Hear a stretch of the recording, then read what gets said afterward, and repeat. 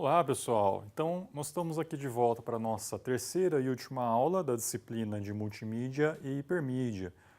Hoje nós vamos falar um pouco sobre algumas técnicas de compressão de algumas mídias que são bastante conhecidas hoje, né, como imagem, texto, áudio.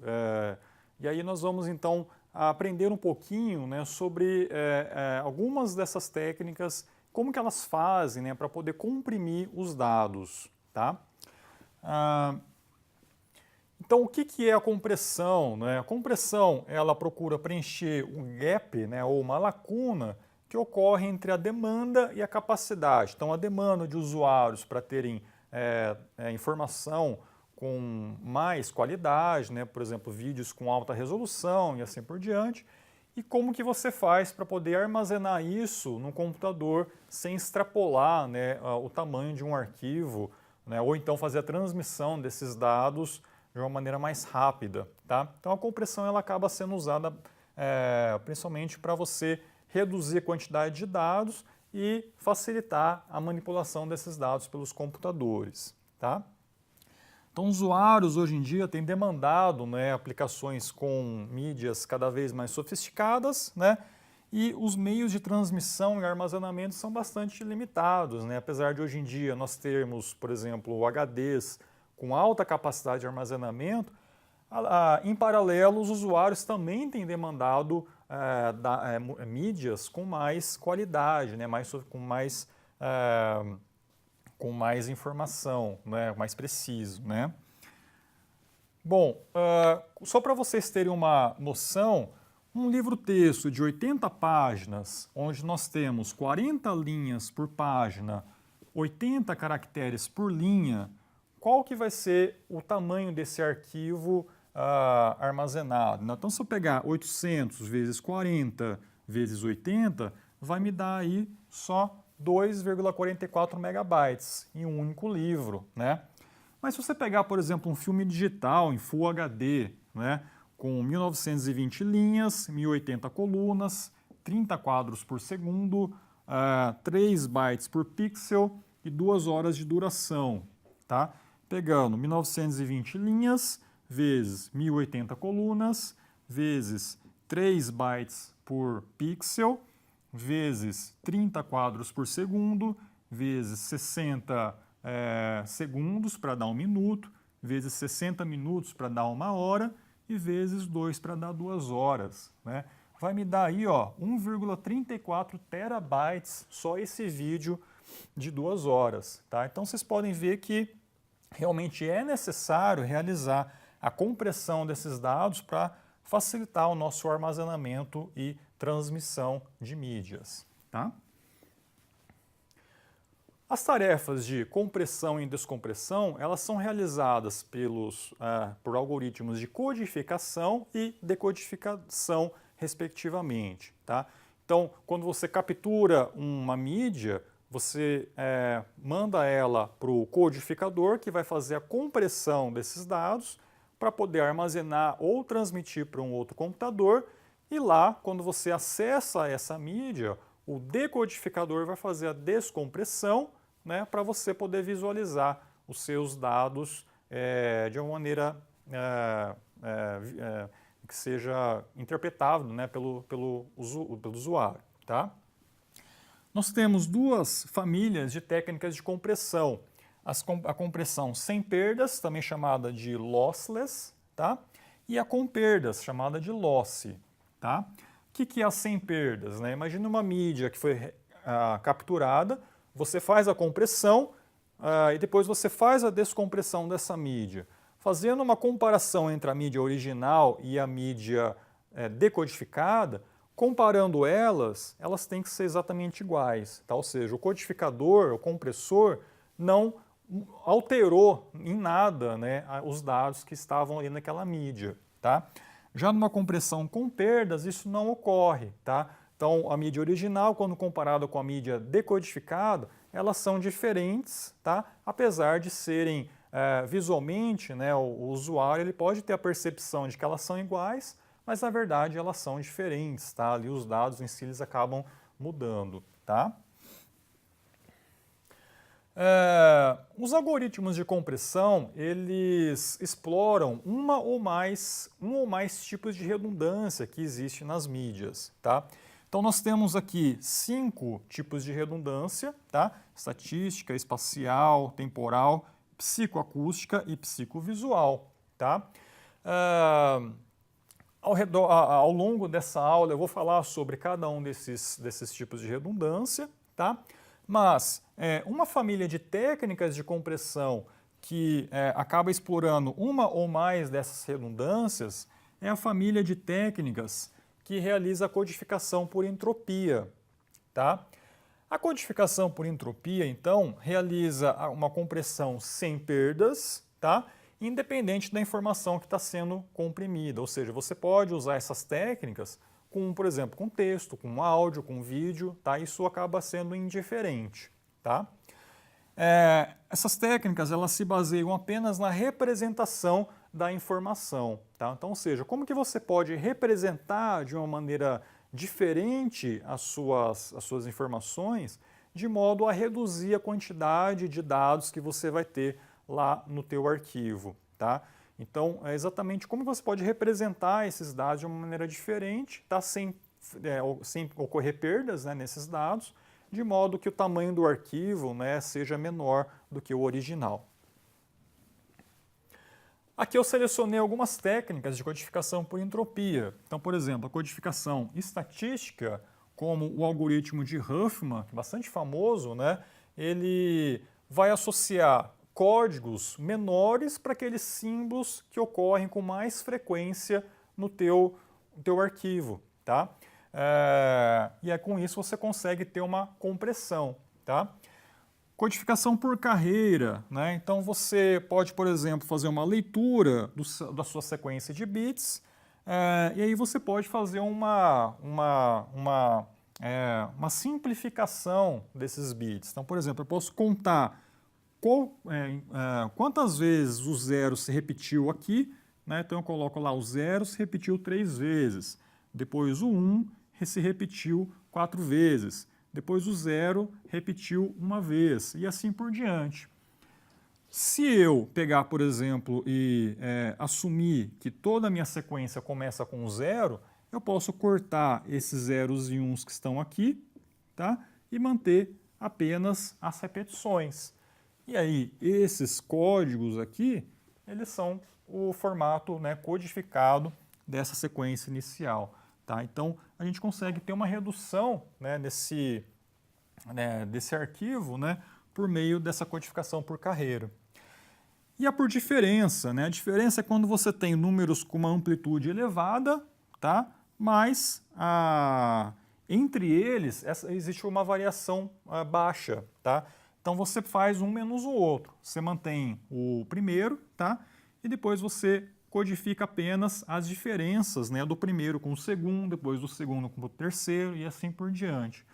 Uma vez que você faz isso, como essas amplitudes aqui elas vão ser menores, você vai precisar de menos bits, né, para poder representar esses números que são menores. E aí, com isso você atinge uma compressão também do teu arquivo, tá? Codificação por imagens, né? A codificação por imagens, além de utilizar essas técnicas baseadas em entropia, representação da informação, né, elas também, a codificação por imagem também explora a redundância psicovisual, né, que ocorre então nas imagens e também espacial, tá? Espacial, né, e estatística, tá? Então, a redundância estatística ela pode ser eliminada por algoritmos de Huffman, por exemplo, né? Codificação aritmética, que eu não falei, mas vocês podem dar uma pesquisada depois, né? Então, são todas técnicas que exploram exatamente a representação desses dados na imagem, tá? E a redundância espacial, né? Quer dizer, qual que é o relacionamento que ocorre em um determinado pixel em relação aos seus vizinhos, tá? Então, por exemplo, se eu pegar lá um pixel aqui, nessa área, né, que está aqui, aqui na tela, né,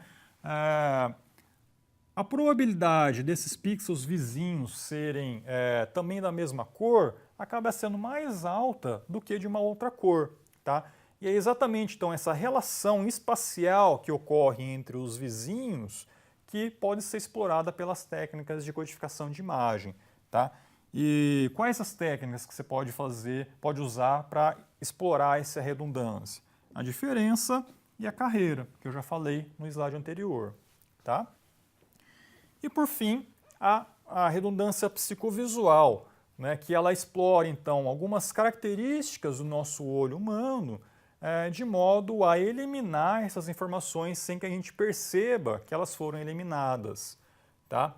Então, por exemplo, o olho humano, né, ele tem uma maior sensibilidade a distorções em áreas suaves, possui uma maior sensibilidade a distorções em áreas escuras e maior sensibilidade em mudanças na luminância, quer dizer, no brilho, né, do que na crominância, quer dizer, nas cores, tá? Um exemplo para vocês, né? Então imagina que você tem uma câmera que você vai gravar, você vai tirar uma foto, por exemplo, tá? Só que essa câmera ela está com um risco bem na lente, tá? Se você tira essa foto, por exemplo, de um céu azul, né? Céu azul ali sem nenhuma nuvem, sem nada, a probabilidade de você visualizar esse risco na câmera vai ser maior do que, por exemplo, se você pegar essa mesma câmera e tirar foto de uma árvore, por exemplo, ou de um monte de folha ali de uma árvore, tá? Então, quer dizer, entre o céu azul ali e aquele monte de árvore, ocorreu, a gente tem então uma área mais suave, no caso do céu azul, né? E em relação então a uma área mais que existe variações de cores, né? Então a gente percebe mais essas distorções em áreas suaves do que em áreas que não são suaves, tá? Bom, mas como que a gente isola essas informações, né? Então como que a gente pode, por exemplo, eliminar algumas informações que o nosso olho não captaria, né? Então, por exemplo, imagina que você tem uma imagem que você tem lá com bastante variação dessas cores, tá? E aí como que você pode eliminar essas informações, que já que o nosso olho não vai perceber, né? Como que a gente faz para eliminar esses dados, né? Então, para isso, nós precisamos alterar ou mudar o domínio de representação desses dados, né? Que normalmente, né, uma imagem está no domínio espacial, a gente vai transformar isso para um domínio de frequências. Isso é feito normalmente pela técnica de transformada discreta do cosseno, que ela provém, né, da técnica de transformada de Fourier, tá? E aqui a discreta do cosseno, ela é mais utilizada em imagens, tá? Por ser mais simples, né, e você poder trabalhar então com dados digitais, tá? Olha aqui o funcionamento então da DCT, né, da transformada, né? Então a gente tem lá uma imagem, a gente pega uma pequena região dessa imagem, né, que normalmente ela é 8 por 8 pixels, tá? Seria essa imagem que está aqui. Nós podemos ver aqui que ela está no domínio espacial, quer dizer, as coordenadas que ocorrem aqui nessa matriz, elas indicam o formato, então, daquele objeto, tá? Então, por isso que é domínio espacial. Quando a gente aplica a DCT nessa matriz, o que ocorre, né? A sua DCT ela vai gerar uma matriz com a mesma dimensão, tá? Só que essas coordenadas aqui, elas não são mais no domínio espacial, mas sim no domínio de frequências, tá? Então, quando a gente vai se afastando desse ponto inicial aqui, você vai aumentar a frequência vertical e a frequência horizontal. Então, fazendo isso, a gente consegue isolar então as frequências mais altas das frequências mais baixas, né? E aí a gente consegue eliminar, por exemplo, dados, né, mais nessa região aqui, ó, mais para o canto inferior direito da tua imagem, né, da tua matriz, que estão numa frequência maior. E quer dizer, o olho humano não vai perceber com tanta facilidade, tá? Quem que realiza essa eliminação, né? é uma técnica chamada de quantização, tá? Então eu vou deixar para vocês pesquisarem, né, como que a quantização funciona a partir então da saída da DCT, da transformada discreta do cosseno, tá? Uma sugestão é vocês darem uma pesquisada no padrão JPEG, tá? O padrão JPEG tem um esqueminha como esse aí dessa figura, tá? Você tem uma preparação de imagem, preparação por bloco, a DCT, né? Aí você aplica a quantização, né? E depois da quantização, quer dizer, aqui onde você vai realmente eliminar aquelas frequências mais altas, né? E depois tem um conjunto de técnicas de entropia, né? Baseadas na entropia, né? Que realiza então codificação por diferença, por carreira, Huffman e assim por diante, tá? Então o JPEG ele é bastante completo, né? Ele explora todas aquelas redundâncias que eu falei inicialmente e ele é capaz então de reduzir bastante, né? Uma imagem digital. Codificação de áudio, né? O áudio, pessoal, também explora algumas informações do nosso ouvido, né? Então, algumas frequências, né, não são tão percebidas pelo nosso ouvido e isso pode ser explorado pelas técnicas de codificação de áudio. São 3 técnicas principais, né? A sensibilidade da audição, o mascaramento de frequência e o mascaramento temporal, tá? Aqui eu tenho uma figurinha onde a gente vê em relação à sensibilidade da audição. O nosso ouvido ele é capaz de escutar apenas frequências de 20 Hz até 20.000 Hz, tá?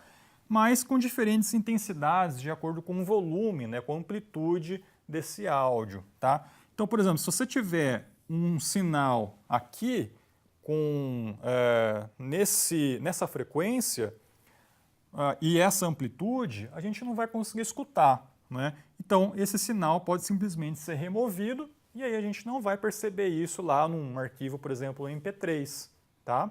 Então é aí onde você consegue reduzir a quantidade de dados do teu arquivo, tá?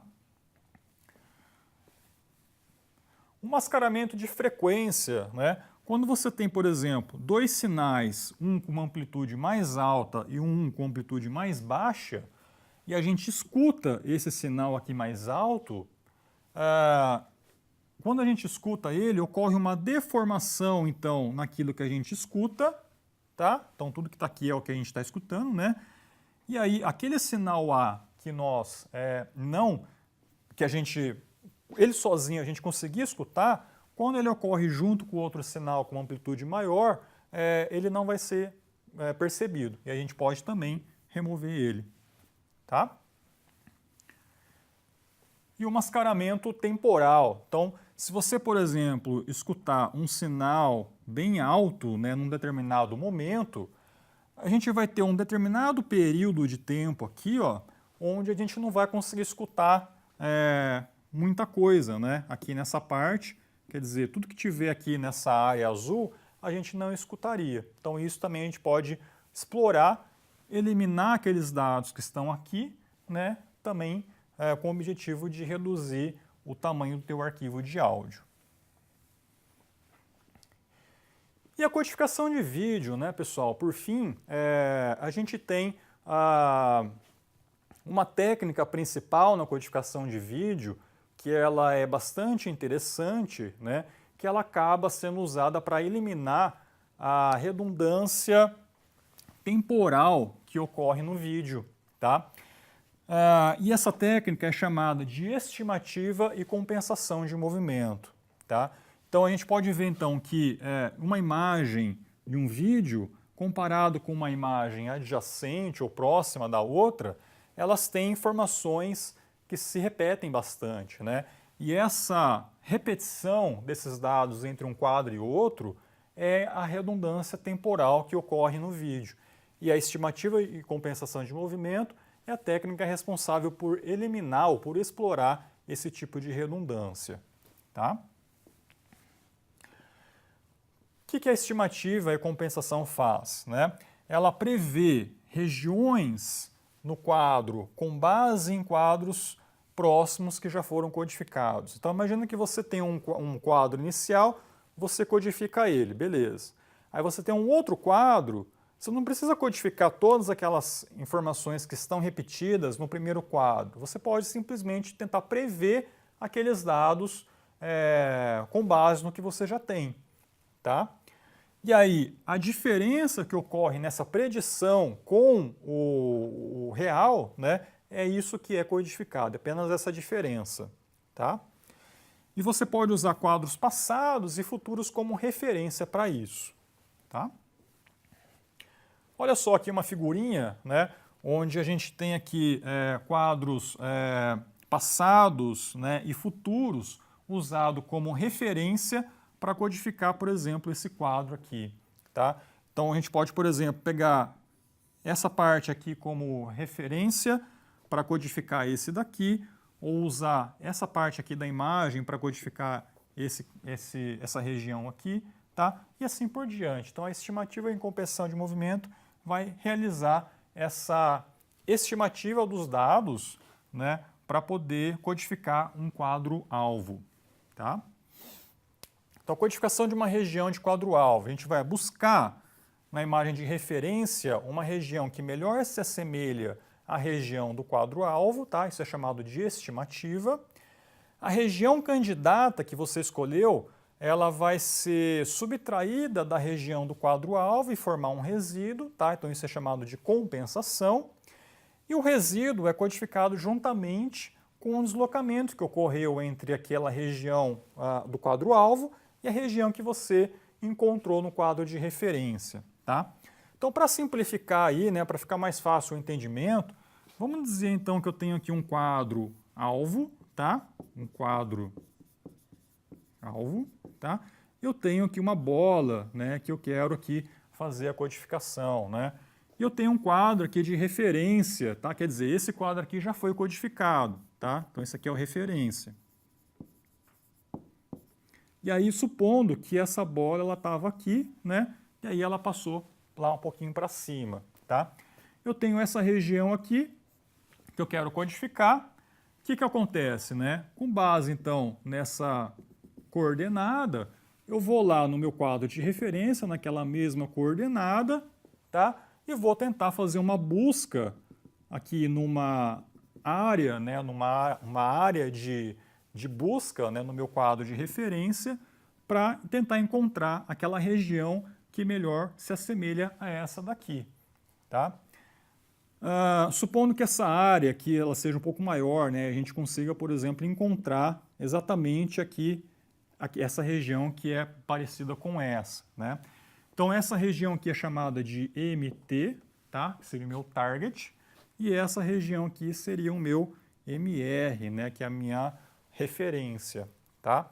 Uma vez que eu encontrei essa região e eu tenho aqui esse deslocamento que ocorreu daqui da coordenada original com a coordenada que eu encontrei, esse deslocamento aqui que é o meu D, tá? O que eu faço? Isso aqui então é a estimativa, né? Você encontrar a região. E a compensação, o que é? A compensação é você subtrair uma da outra. Então, pego o MT menos o MR, tá? Vou gerar uma matriz residual. Essa matriz residual vai ser codificada com as mesmas técnicas que são usadas pelo JPEG, né? Pelas técnicas de codificação de imagem, tá?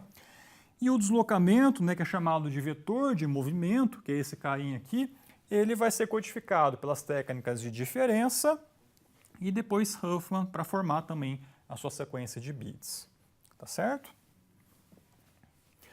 Bom, pessoal, então a gente aqui finaliza, né, essa aula de compressão.